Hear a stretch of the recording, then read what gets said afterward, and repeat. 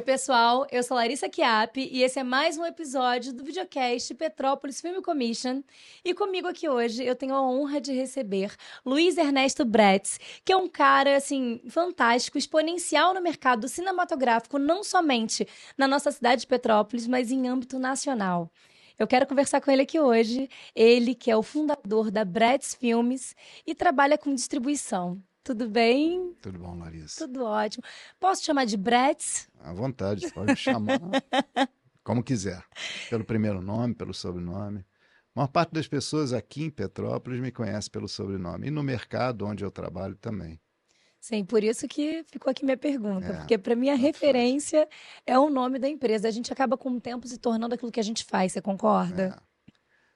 Quando eu, fazer um comentário aqui, quando eu montei a minha empresa de distribuição, eu consultei gente especializada que me recomendou, eu já era uma pessoa no mercado, me recomendaram usar o nome. E é isso, o nome se junta ao negócio. Sim, Sim. com certeza. Aproveitando que a gente já está comentando aqui sobre a vida profissional, você é um cara com mais de 30 anos de experiência no mercado. E eu queria saber um pouquinho mais, assim, como é que começou essa tua trajetória junto com o audiovisual aqui na cidade? Bom, se eu for andar muito para trás, eu vou dizer que eu era um engenheiro que virei vídeo. Eu montei uma videolocadora. Quando conheci o vídeo, eu achei aquele negócio espetacular. Eu era engenheiro eletricista, e quando eu vi o videocassete, naquela época, colocar numa fita um filme, eu falei, esse negócio é diferente, como é que pode? Eu não conseguia entender aquilo. E aquilo me fascinou, eu parei de trabalhar como engenheiro e me dediquei, eu falei, eu quero me envolver com o cinema. Isso foi em 80, década de 80. E na sequência montei uma videolocadora, que viraram várias videolocadoras, eu tive uma revenda de filmes para outras videolocadoras. Com o passar do tempo, cresceu, ficou grande mesmo. Eu tive que montei um escritório no Rio. Dessa revenda, comecei a trabalhar para empresas de vídeo, ainda no mercado de vídeo. E, finalmente, num determinado momento, eu apresentei um plano para uma empresa de montar uma distribuidora de filmes. Uma distribuidora de filmes, isso foi em 2003. Uau, Uma há 20 distribuidora de anos. filmes é uma empresa que é contratada, ou compra ou é contratada para distribuir filmes nos mercados, no mercado ou nos mercados. Hoje, naquela época existia o mercado de vídeo, o mercado de cinema, o mercado de TV. Hoje existe o mercado de cinema, de plataformas, de streaming, ou VOD, e a TV. Hoje é o que existe. Naquela Uhum. época era o vídeo. Sim, e Então, você. basicamente foi isso. Aí virou. Eu comecei a trabalhar desde a década de 80 com isso. Sim, então você pegou aí a evolução das fitas do VHS para o DVD, para o Uhum. Blu-ray, né? A gente teve aí para os pendrives e Yes, agora a gente chegou aqui no streaming, né? O exatamente. nosso mercado mudou muito. O que que você pensa assim do nosso mercado, tanto nacional quanto internacional, em relação a essa evolução tecnológica? Assim, quando a gente olha para trás, o mercado, o audiovisual, ele vem mudando de tecnologia desde que foi descoberto. Uhum. Então, se olhar muito para trás, tem o teatro que virou cinema, que virou. Então, é só uma mudança de tecnologia. O que continua existindo é a arte dramática, é a apresentação do problema, é o documental. Então, isso é a mesma coisa. O que a gente tem são novas maneiras de chegar ao consumidor final. Hoje a plataforma é grande, mas ela atinge um público muito grande, mas o vídeo atingiu tanto quanto. A plataforma hoje tem o impacto que teve o vídeo. E a televisão também. O vídeo Uhum. também impactou a televisão impactou o cinema, foram mudanças que foram acontecendo. Sim, é uma cadeia, né? E dentro disso, né, nessa evolução do teu trabalho da Bretz Filmes, como é que funciona hoje em dia o teu trabalho? Bom, hoje, o que, regra, via de regra, o que acontece eu, a nossa empresa basicamente lida com cinema nacional. Então, eu sou constantemente procurado por produtores que ou querem fazer ou têm um filme pronto para que a nossa empresa consiga chegar aos mercados aqui e internacionais, brasileiro e internacionais. O filme, é o que a gente chama de janela, ele cumpre uma espécie de ritual. Primeiro, ele procura-se que os filmes maiores vão para o cinema, aqueles que têm a linguagem de cinema. Na sequência, eles podem ir tanto para a televisão como para plataformas, mas em geral eles vão juntos para a plataforma e televisão hoje em dia. Eles cumprem um ritual que a gente chama de janela. Cinema, eu tenho filmes que, em geral, que quem exibe no cinema, o exibidor, a sala de cinema, me obriga.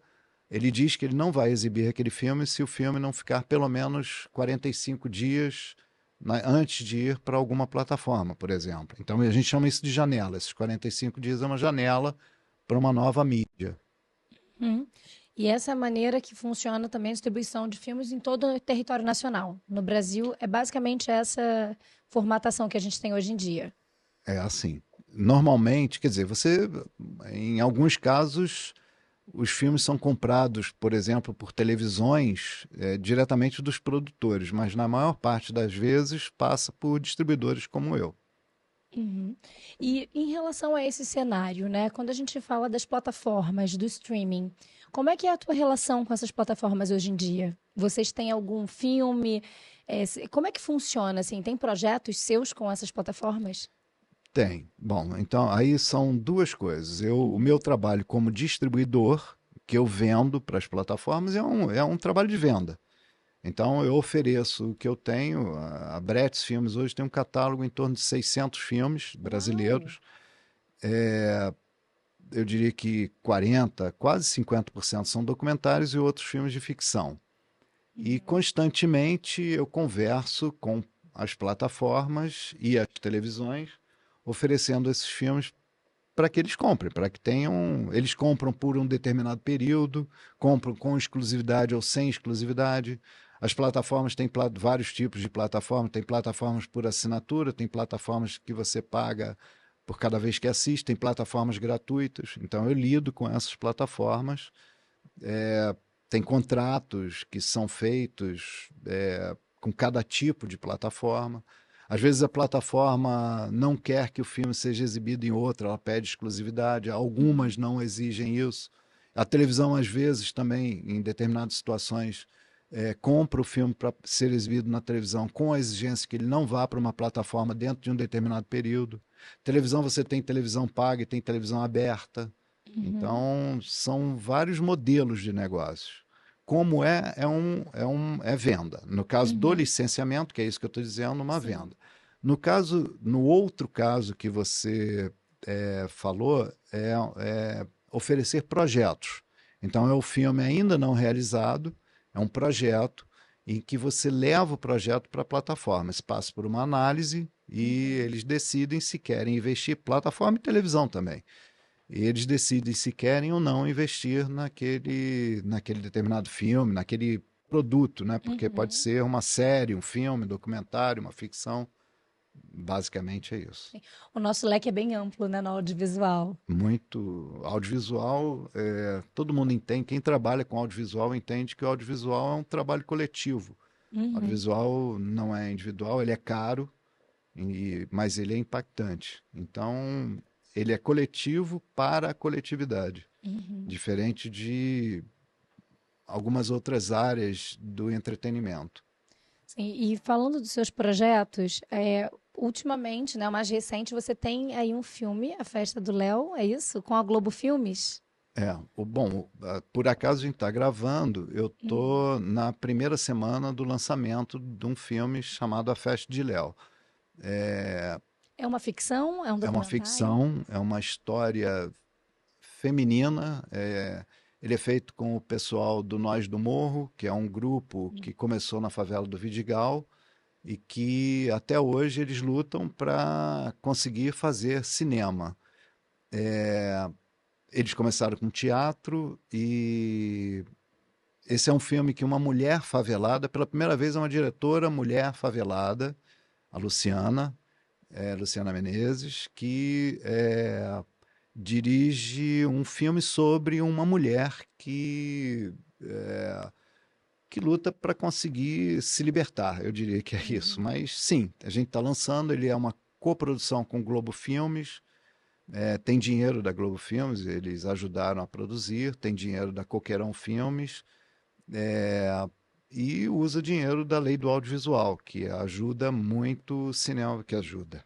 É a base do cinema brasileiro hoje em dia. O nosso fomento, né? É o fomento. E quando a gente fala das produções audiovisuais, né? Quando você citou aí que é realmente uma produção do coletivo para o coletivo, a gente envolve diversos setores, como, por exemplo, o turismo, né? Vai além da nossa cultura. E aqui em Petrópolis, que é uma cidade extremamente turística, a gente tem a Film Commission, a Petrópolis Film Commission, justamente para direcionar essas produções que associam, né, que precisam, de certa forma, do braço do turismo, da nossa economia, para que a gente consiga produzir para o audiovisual. Me conta como é que é a tua atuação na Petrópolis Film Commission. Deixa eu contar um pouquinho do que é uma Film Commission, e tem um nome em inglês, por tem favor. gente que estranha usar um título em inglês, mas é um nome que pegou. Mas é uma comissão de filmes, né? Por isso tem uma comissão. Em Petrópolis, ela é formada por 6 pessoas, 3 da sociedade civil e 3 do governo municipal. Uma Film Commission, as Film Commissions apareceram nos Estados Unidos há muito tempo, começou por lá. Foi um modelo que foi replicado, adaptado? Foi replicado e hoje elas existem em vários lugares do mundo. Primeiro em cidades, países, e aqui no Brasil, alguns municípios. Sim. Você acha que a relação de Hollywood tem a ver com a Film Commission, com a existência da Film Commission? Não necessariamente. O que começou a acontecer muitos anos atrás, décadas atrás, é o entendimento de algumas cidades que o audiovisual ele impactava no setor econômico das cidades. Então, o turismo principalmente. Então, você conhece algumas cidades, eu tenho certeza que as pessoas aqui vão saber falar que eu lembro 3 cidades de cara: Los Angeles, Nova York, Paris. Eu diria que São Francisco, talvez. Eu sou apaixonada por São Francisco e respira arte. É uma cidade incrível. Então, são cidades que você conhece do cinema. Antes de ir, qualquer lugar hoje, esses lugares mais conhecidos que você vai, eles despertam a curiosidade das pessoas através do audiovisual, não necessariamente só o cinema. Mas o audiovisual, eu não vou saber aqui, nesse momento, dizer o impacto que isso causa na economia. Mas o turismo, o audiovisual impacta o turismo impacta a economia. Então, é uma reação em cadeia, e essas cidades mais importantes têm as suas Film Commission. E elas autorizam filmagens, elas entenderam que se beneficiam disso e organizaram as comissões de cinema. É o caso dessas. Claramente, Nova York é isso. Então, não sei se responde totalmente a sua pergunta, mas eu não quero me estender muito mais. Você quer tem mais informações que você quer? Não, na verdade, o que eu queria mesmo era que a gente conseguisse fazer esse paradoxo, né, entre a gente estar falando de cultura e arte e, ao mesmo tempo, a gente ter a economia e a vida das pessoas das cidades que moram impactadas pela produção audiovisual, né? Tanto reproduzindo a cidade como uma projeção, como uma divulgação da cidade, mas também usando a cidade como cenários. para as produções. Como a gente já teve aqui em Petrópolis diversos casarões e ruas que foram utilizadas para produções de ficção, para produções da TV, né? De também onde precisa voltar no tempo, usar uma arquitetura histórica. Então a gente sabe o quanto é valoroso a gente ter isso na cidade, não somente do audiovisual retratando Petrópolis, mas também tendo Petrópolis como um cenário. Eu lembrei aqui, estou lembrando de vários filmes que foram feitos aqui. Ultimamente eu lembro do Benzinho, que é um filme emocionante, bacana. O Chacrinha foi filmado aqui. A Globo vem filmar aqui com uma frequência enorme. A Disney tem um filme feito há pouco tempo. O que acontece de verdade é que o impacto que traz para o orgulho das... Primeiro, são vários impactos. Tem o orgulho que as pessoas sentem pela sua cidade, Sim. quando veem a cidade retratada num filme, numa televisão.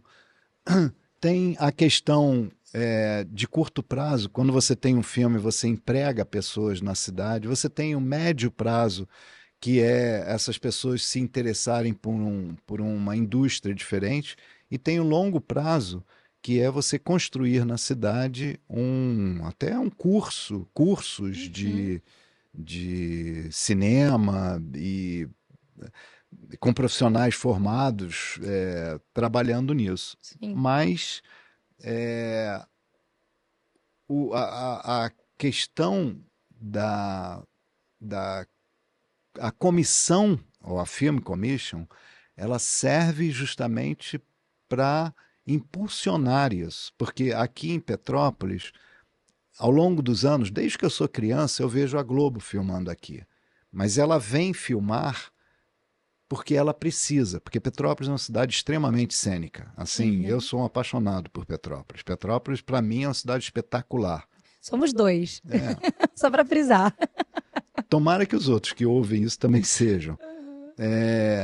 Então, aqui, Petrópolis é cênica. Isso que você diz dos casarões, Petrópolis tem uma arquitetura, tem várias arquiteturas. Castelos, palacetes. Tem de tudo. Petrópolis tem natureza, Petrópolis tem a serra, Petrópolis tem a vista do Rio, Petrópolis está do lado do Rio, que é uma das maiores cidades do Brasil. Então, temos os distritos, os produtores rurais, né? O ecoturismo é muito rico. As cachoeiras mesmo, as né? cachoeiras.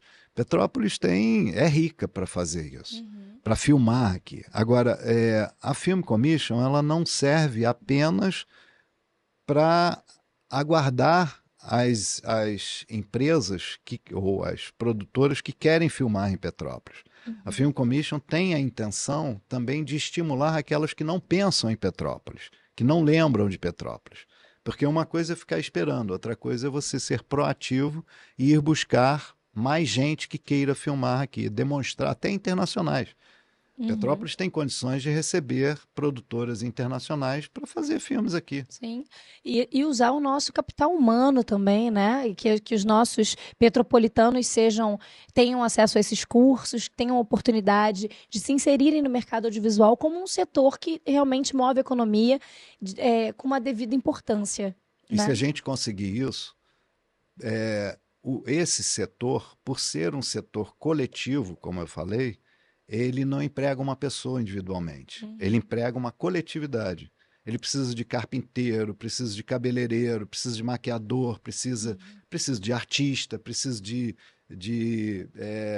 pessoas que filmem, precisa de diretor. Precisa de técnicos, backstage, catering, né? As pessoas que cuidam da alimentação. Precisa de hotel, precisa de restaurante, precisa...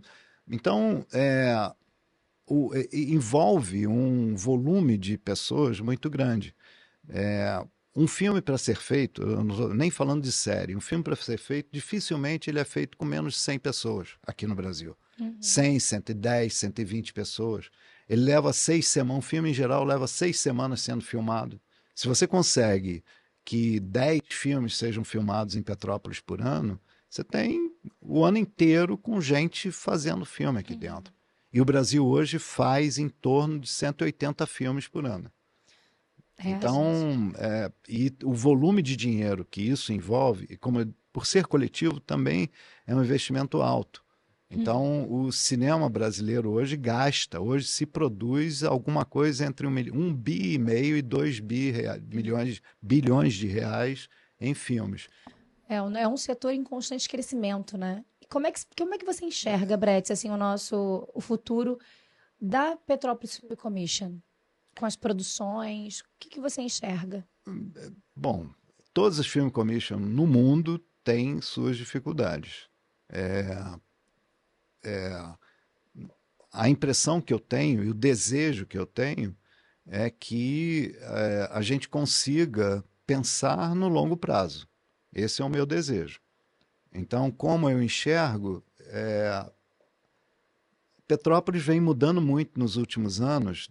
Eu sou de Petrópolis, eu nasci aqui. O meu sobrenome é de um colono que veio junto com os colonos em 1850, 50 e poucos. Está no nosso obelisco, que também é um Não, ponto não, o meu não turístico. está. Não O tá? meu veio 2 anos depois daqueles primeiros. Sim. Aqueles primeiros. Bom, enfim, essa é uma outra história. Eu sou curiosa, então eu sou uma inquieta e curiosa, Essa é então já outra pergunto. história. Mas, de qualquer maneira, eu tô aqui desde que eu nasci aqui. É assim, meu pai, meu avô, meu bisavô, meu tataravô, todos nasceram aqui. Então, eu não gostaria de pensar para daqui a 1 ano ou 2 anos. Eu gostaria de pensar para daqui a 10 anos, daqui a 20 anos, daqui a 30 anos. E o que eu vejo de uma Film Commission, meu sonho seria conseguir, com uma Film Commission, preparar Petrópolis para a transição que a gente já vive. O audiovisual, ele tem essa condição, ele não é uma indústria dura, ele é uma indústria do pensamento, ele é uma indústria da inteligência, ele é uma indústria do futuro. Do futuro, e que está incluindo cada vez mais o digital também, né? Com Isso as aí. webséries e, enfim, um universo aí enorme para a gente desbravar. Então, acho que eu gostaria, o desafio para mim é não pensar no curto prazo. O desafio para mim é pensar no longo prazo. Sim. E falando de longo prazo e de futuro também, tem alguma produção que particularmente você esteja assim, empolgado, animado, que você esteja com ela no forno aí? Que possa dividir com a gente. Eu tenho alguma, bom, mas a minha empresa, né? Quer dizer, eu estou falando de universo limitado. Eu Sim. tenho para lançar como distribuidor, eu lanço filmes. O que é lançar um filme? Lançar um filme é estrear um filme nos cinemas, ele entra em cartaz e depois vai para as outras modalidades de chegar ao consumidor final. Eu tenho, assim, a minha empresa, que é um universo limitado, eu tenho pelo menos uns 15 filmes pela frente para o próximo, para daqui até o final de 2025. Uau, e são todos brasileiros? Todos Todos brasileiros. nacionais? Não, tem alguns internacionais. Tem alguns internacionais. Mas a Tem, grande maioria seria nacional. desses 15, talvez 12 sejam brasileiros, 11, 12. Então, a maioria é nacional. E eu acho que agora também com os editais, né, com o incentivo da Ancine, a gente consiga talvez até ter mais produções aí futuramente, né? Assim, isso é uma indústria, é uma máquina. Toda semana você vai olhar nos cinemas e entram 12, 13 novos filmes nas salas de cinema no Brasil. Então, toda hora. E a Ancine, sim, é uma grande provedora do dinheiro que alimenta as produções. Sim, a Ancine, na verdade, algumas pessoas não entendem muito bem isso. Ela não, o maior dinheiro da Ancine vem do próprio mercado. É um dinheiro. A minha empresa, que é uma empresa pequena, ela paga o que a gente chama de condecine, que é uma taxa, em cada filme que eu lanço, em cada propaganda que eu coloco na televisão, em cada vídeo que a gente coloca no streaming. O mercado paga taxas que voltam para o mercado para fazer cinema. Então, a Ancine é quem organiza isso e ela provê as empresas produtoras através de editais para usarem esse dinheiro. Tem outras formas também, mas o maior dinheiro é um dinheiro do próprio mercado. Sim. Perfeito. Eu adorei conversar com você aqui hoje, Bretz. Foi um prazer te receber. E assim, para a gente finalizar o nosso papo, eu queria te perguntar uma memória afetiva que você tenha com alguma produção, algum filme, com esse mundo que cativou um engenheiro eletricista a se tornar o exponencial do audiovisual. Não, se for olhar muito para trás, eu tenho algumas histórias, mas olhando meu passado mais recente, assim, o que me levou foi eu entender o videocassete. Isso me levou a querer mostrar aquilo para várias pessoas. Eu montei algumas lojas aqui na cidade, teve uma em especial que tinha mais movimento. Ela durou 35 anos. O tempo passa. O tempo passa. E foi eu tinha registrados em torno de 30 mil clientes. Era muita gente aqui na cidade. Que banco de dados enorme esse. Era muita gente. Muita gente me conhece da rua, de estar na videolocadora. Então, eu tenho alguns filmes. Tem filmes do passado, tem filmes que na minha locadora eu gostava muito. O cinema americano me fez gostar muito de cinema mesmo, cinemão americano. E depois eu fui conhecendo outros cinemas. Fui conhecendo cinema francês, cinema alemão. Então, e tive algumas oportunidades na vida ao ir em festivais. Esse ano eu completei 20 anos indo ao Festival de Berlim para comprar filme, para participar de reuniões. E eu lembro de alguns filmes, é bom nem falar de um ou outro, porque tem alguns que são especiais. São especiais. Quer dizer assim, fala um que é especial, assim, um título, pronto. Tá, bom, vou dizer aqui, eu tenho um filme que eu sou fã, é um documentário chamado Santiago, feito pelo João Moreira Salles. Eu acho uma obra-prima. Eu tenho um clássico do cinema mundial chamado A Batalha de Argel, que é uma mistura de ficção com documentário, que eu acho um espetáculo também. Por vários motivos. E vai daí a Indiana Jones. A blockbuster, né? Uns blockbusters americanos que mudaram a história do cinema. Eu era criança quando vi ET, eu falei, não acredito, é emocionante demais. Emocionante. E eu vou aproveitar e vou compartilhar o meu, tá? Diga. O meu nome saiu de um filme, Doutor Zhivago. É mesmo? Larissa veio de Doutor Zhivago. Doutor Zhivago é um espetáculo. Doutor Zhivago é um espetáculo. É um espetáculo, é um filme. E minha avó encontrou na época, não lembro onde, foi nos garimpos dela pelo centro da cidade do Rio de Janeiro, um DVD fechado, lacrado, do filme Doutor Zhivago, comprou e me deu de presente. Então, assim, a guitarra russa ali começando o filme, eu entendi porque minha família me chama de Lara, né? Porque Larissa, mas o apelido de Lara em russo não é Lari, é Lara. Então, eu tenho uma memória afetiva também com o cinema internacional. E aí, então, por isso o cinema é importante. Importantíssimo. O cinema, todo mundo tem uma lembrança. Se você fizer essa pergunta, sei lá, para 10 pessoas vão te dar alguma resposta.